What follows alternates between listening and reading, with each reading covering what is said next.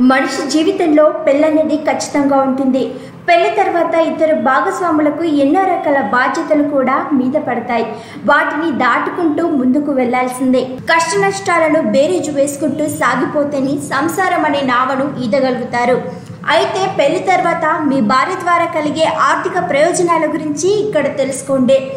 పెళ్లి తర్వాత సామాజిక బాధ్యత కాకుండా మీరు మీ భార్య పేరు మీద కొన్ని ప్రయోజనాలను పొందవచ్చు. పెళ్లికి ముందు అమ్మాయికి ఎన్ని కోరికలున్నా వాటిని భర్త ద్వారా పెళ్లి తర్వాత నెరవేర్చుకునే వారు చాలా మంది ఉన్నారు. పెళ్లైన అమ్మాయికి చదువుకోవాలనే కోరిక ఉంటే వారి చదువుల కోసం డబ్బు కావాల్సి వస్తుంది.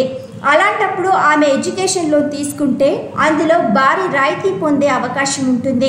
అదేంటని అనుకుంటున్నారా? అది ఎలా సాధ్యమవుతుందో తెలుసుకోవచ్చు.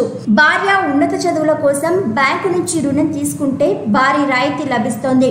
ప్రస్తుతం బ్యాంకులో వడ్డీ రేట్లు విపరీతంగా ఉన్నాయి. దీర్ఘకాలికంగా డబ్బులను రుణంగా తీర్చుకుంటే వడ్డీ కూడా అలానే ఉంటుంది. సాధారణంగా చెల్లించాల్సిన వడ్డీ కూడా ఎక్కువగా ఉంటుంది. ఇప్పుడు మీరు మీ భార్య పేరు మీద ఈ విద్యా రుణంపై చెల్లించే వడ్డీపై పన్ను మినహాయింపు పొందుతారు. ఇది ఇన్టాక్స్ రూల్స్ ప్రకారం నిబంధనలోని సెక్షన్ 80C ప్రకారం మీరు 8 సంవత్సరాల వరకు ఈ వడ్డీపై పన్ను క్లెయిమ్ చేసుకోవచ్చు. ప్రైవేట్ బ్యాంకుల ద్వారా పొందే రుణానికి ఇలాంటి అవకాశం ఉండదు. మీరు కేవలం ఈ విద్యా రుణాన్ని ప్రముఖ బ్యాంకులు లేదా ప్రభుత్వం ఆమోదించిన ఆర్థిక సంస్థల నుంచి మాత్రమే పొందాలి. దీనికి ముందు మీరు ఆ బ్యాంకు అధికారులకు ఫోన్ చేసి లోన్ గురించి మరింత సమాచారాన్ని పొందాలి. ఈ విధంగా మీరు మీ భార్య పేరు మీద రుణం తీసుకోవడం ద్వారా చాలా లాభం పొందొచ్చు.